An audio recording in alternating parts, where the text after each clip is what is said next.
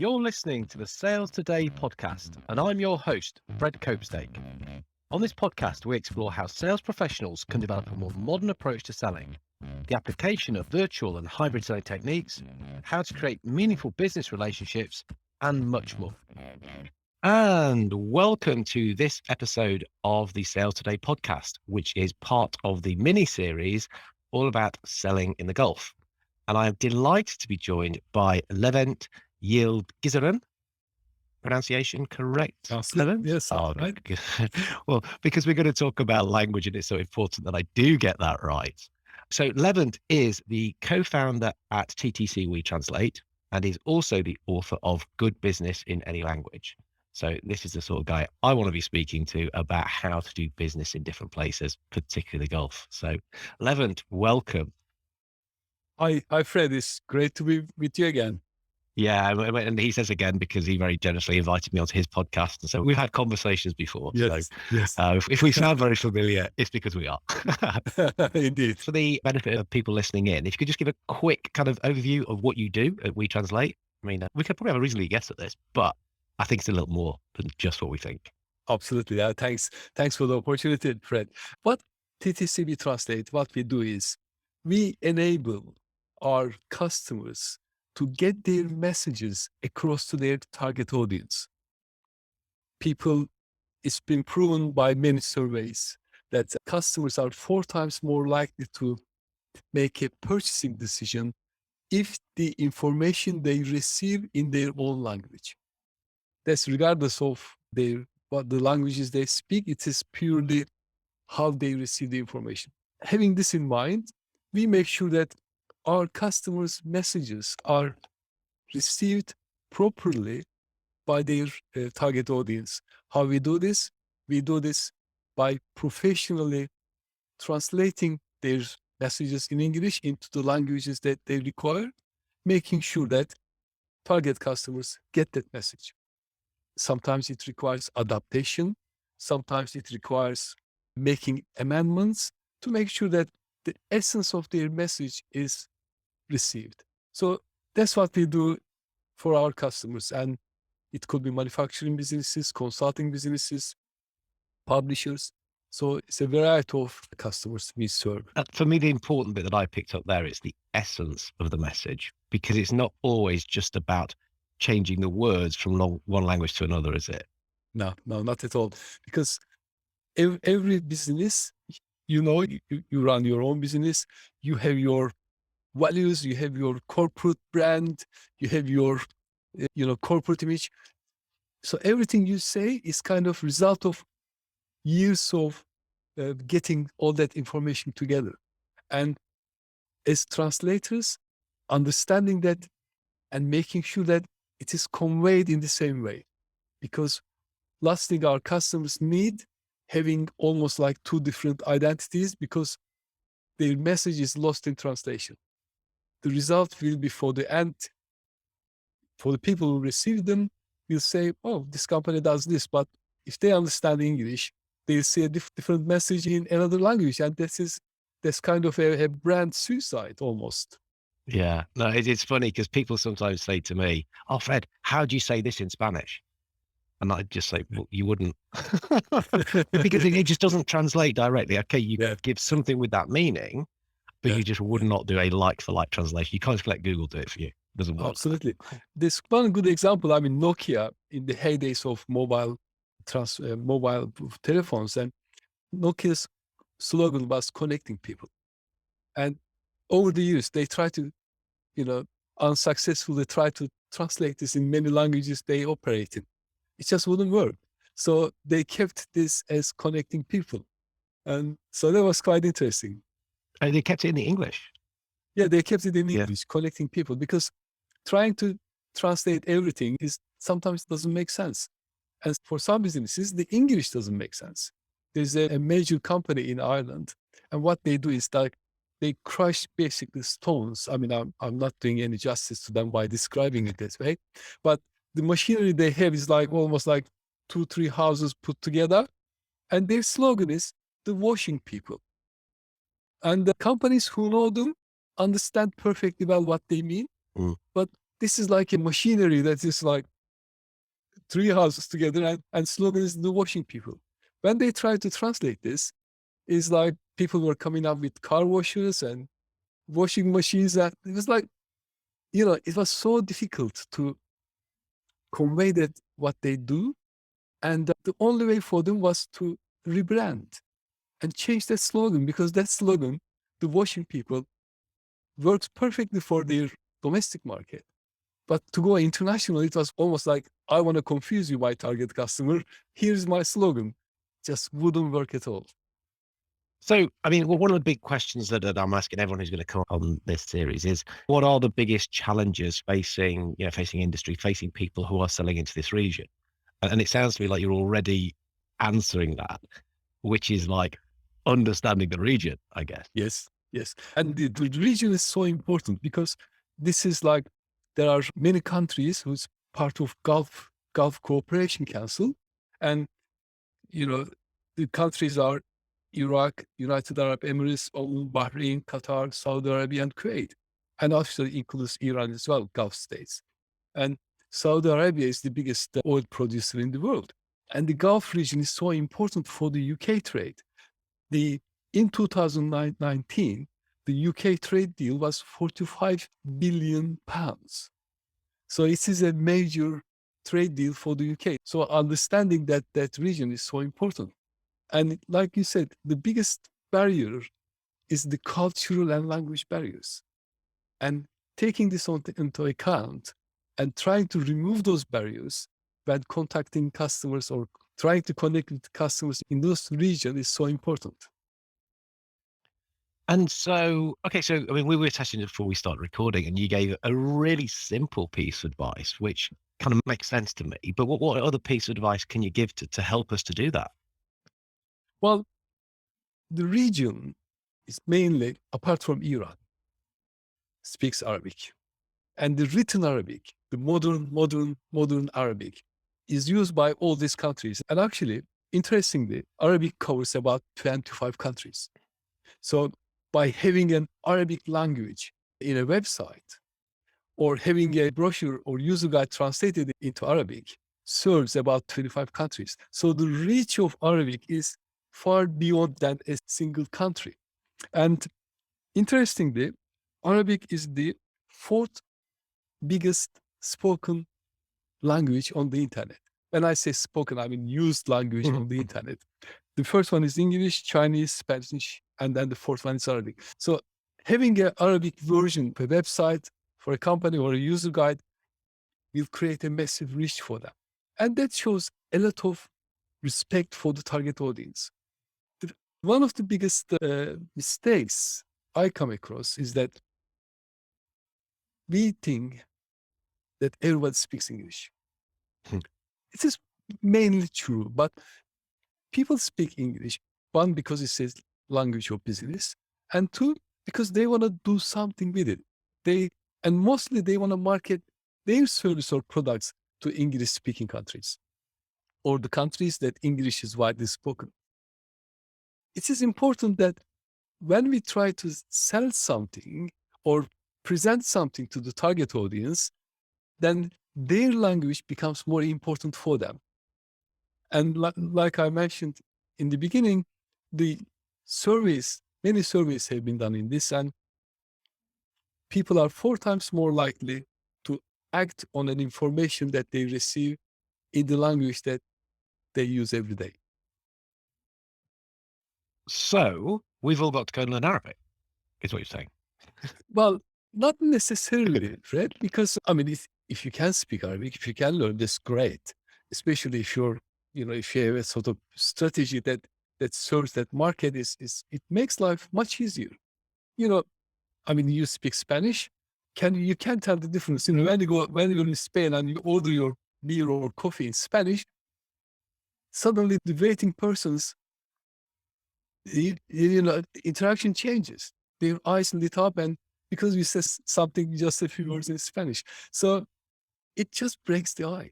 Yeah. It's the biggest icebreaker. even saying few words in the language of your target audience. I think that's so right. And so maybe you can't learn to be fluent. So I understand it's quite a difficult language. But I think even in the region, there are lots of different nationalities who operate there. So actually to be able to say hello in, okay, English and Arabic, probably in some other languages. I'm just trying to think there'd be quite a lot of Indian subcontinent people who, again, if you can communicate immediately to them, would come across well. Absolutely. I think one of my customers used to say that we love our languages because it's our mother tongue. And Yeah. because we love our mothers, we love our languages as well. It's kind of resonated with me. It's our mother tongue, so we love our mother tongue. I think it just it shows that we are paying attention to the target audience. Trying to speak an international audience in English, it almost shows that, look, what I have here is good enough for my domestic market. It will be good enough for you. So it's almost like assuming that it will work. And I believe that's a little bit of dangerous approach, showing Yeah. some respect and recognizing that there are cultural and language barriers, and that showing that you are doing something about it. I think it goes a long way. Okay. So this is what the best companies are operating. So again, let's try and reflect this onto salespeople. If they can, if not fully speak the language, but if they can do things that demonstrate that they are thinking about you, the customer, and they're doing these little nuanced alterations or changes to show, look, I do respect that you're from a different place, you think differently from me, that would be how you would recommend people to operate on a kind of more individual basis, if you like. Totally, totally. And it's a strategy that makes sense. And having some documents supporting the language, you may be talking about them, about a product or service. And if there's a leaflet describing what that product or service is, and even, Fred, if you're visiting the region, having a double-sided business card. One side English, it says who you are and your job title. And nowadays we have quite complicated job titles: CTO, CFO, COO. It is hard to understand what they mean in English. And having this in Arabic on the other side, clearly stating who you are, your job title, especially in hierarchical organizations, showing your title. If you're a co-founder, if you're a founder, or if you're an owner of the business, or if you're at a director level, it's so important to show that clearly, because in hierarchical societies, it's very important. And you will do yourself justice by having that business card in Arabic showing who you are. And it is a great icebreaker as well. A brilliant icebreaker. But what you're saying there then is that it is quite a hierarchical society, that this stuff is important. So don't underplay this. You'll be missing a big trick. That's what I believe, really, because in the UK, if I speak to you, I'd say you, or even if I speak to Queen or Prime Minister, it's you. There's no formal you. There's no, whereas in high context languages, there's different forms of addressing somebody's senior, if somebody's older, if somebody's younger. The way you address them changes. So it's important to pay attention to that difference. And I believe something like a business card kind of is a nice step forward to show that you are actually paying attention to the language and the culture of the country that you're trying to make impressions. Okay, so in the high context language, the form of you is showing that you're respecting somebody immediately because they will hear the way that you address them. When we haven't got that in English, what we then having to do is to demonstrate that through other actions, like you say, by the business card or by the way we behave, almost the demeanor, I'm guessing, of our interaction with people. Yes, it is. This is very important. Also, another aspect is like silence. How silence is treated. If there's a silence when you are finished speaking and there's a bit of silence, that could be unusual in a normal English environment, but that silence is that showing that actually people are heard what you said and they are processing. They are showing, it's almost like a sign of respect that they are not starting speaking straight after when you finish. So those nuances, understanding and being able to pick up those signals is so important.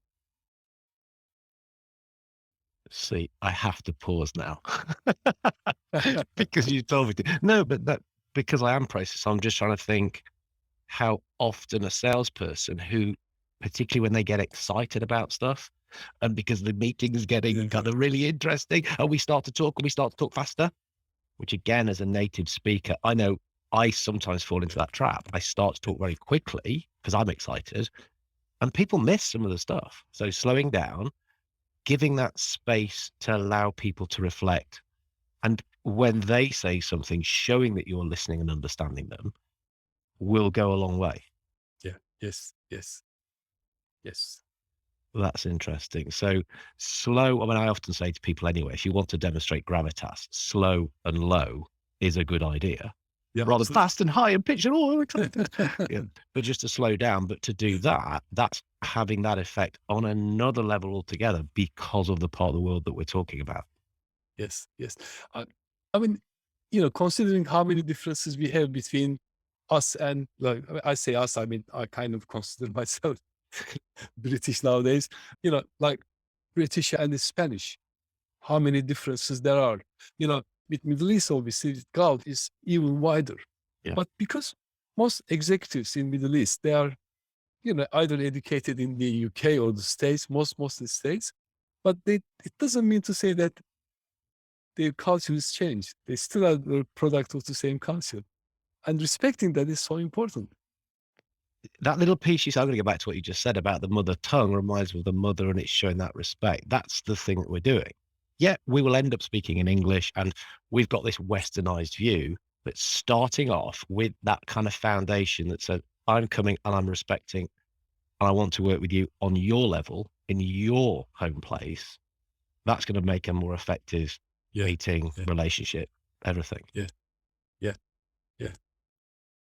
Cool. But will that be useful also to mention, like, I mean, the timing? Because, like, when I met somebody who worked in the Saudi for many years, and the first Arabic word that he learned was tomorrow, because he was running a printing company, and he said machine broke, and he goes to the order, said tomorrow. You know, That the obviously, Spanish me is laughing at that. I don't want to come across as like me taking Mickey out of them. We can't do this. Obviously, that will be totally wrong. But the approach to time is different. Yeah. Whereas here in the UK, we are like chasing our own tails. Yep. Aren't we? Yeah. Like Russia, even the lunch break is like 30 minutes and quick sandwich. Whereas in Spain, they spend like 1.5 hours. French, they do. And so that's like in the Gulf region, the approach to time is different. Yeah. And here, if you're dealing with a businessman, you don't expect to give him gifts or take gifts or invite it to their home or meal, because you just have to do business. But in the Gulf, it could be different. So if there's a opportunity to, if somebody offers you a meal or take you for a meal or something, it's a sign that they actually want to do business with you. Yeah. It's a very positive thing. And we're almost back to that slow down to speed up thing again. I think we spoke about this before, didn't we? Where it just try to get used to that more natural pace that people have over there. Don't try to force it too much. That will be considered rude. Don't get yourself too wound up about things might feel as though they're taking too long. And they take as long as they take. Yeah. I think impatience kind of comes across very negative. Okay, you're my customer. Well, I want to do business with you. I see you as a potential customer. I've got all the time in the world for you. So if you want to take your time, that's perfectly fine. I'm not gonna rush you. To show that sort of respect, I think is so important. Also, people pay attention to personal values. Okay, they are doing business with the company, but the person who is representing the company is so important. Oh, so many things to think about. So many things Yeah, to think yeah, about. Which some things people will do reasonably naturally, but again, I think everything, if we can do it consciously better, then you'll just be accepted. You'll be acceptable. yeah, yeah, yeah. So, have these lessons been hard learned for you, Levent? That's a bit of a blunt question. Is this something that you found out the tough way? Well, it's a bit of both because I'm originally from Turkey. Yeah. I'm probably more aware of Yeah. cultural differences. Having said that, keeping an open mind and recognizing and respecting other cultures, I think is the key for me to keep learning. And I have to remind myself that there are different cultures, there are different languages, and I have to keep an open mind. There's no right or wrong when it comes to cultures. And I'm learning every day. And I love that part of culture. Uh, what they do, how people meet, how they greet each other. It's nothing wrong bowing or shaking hands. And if somebody shakes my hand firmly, it's a sign of sincerity. But if another culture shakes my hand softly, I have to remind myself, hold on, this is a cultural thing. Yeah. Especially in Far East, handshaking is not customary, so they bow. Yeah. And Yeah. and when they shake hands, they normally say soft, more gentle handshake, showing respect. So yeah, it is culture is so colorful. And I love that part, but it's an ongoing process. So yes, Yeah. I'm No, but I'm learning every day. oh, we know about always learning, but that is one of the real fun parts about working Yes. internationally, I think. It's always learning, and if you don't want to learn, if you're not gonna keep the open mind, you're probably not cut out for this kind of Yes. role. I But totally if you enjoy it, it's what a yeah. fun place to be. And it's not hard at all. It's not hard. I think as long as I know that if I keep an open mind and watch for those body languages and watch for those signals, it's not that hard. Just different. Just yeah. No, it is, but that's part of the fun. And as you said, another lovely little sandwich. There is no right or wrong. Or the right thing is the right thing. Another way of saying that, perhaps. But that's brilliant. Look, we could carry on and on and on talking about this, but I need to be respectful of your time in this case. But how can people get in touch with you? Because, I know you put a lot of stuff out around this. This is what you do. So that's why I was so pleased that you came. So how can people get in touch? Thank you for asking, Fred. Well, I'm very pleased to offer my book to your listeners. If they visit levent.team, Levent, my first name, that is Levent.team, TEAM, they can actually download the book as in ebook format.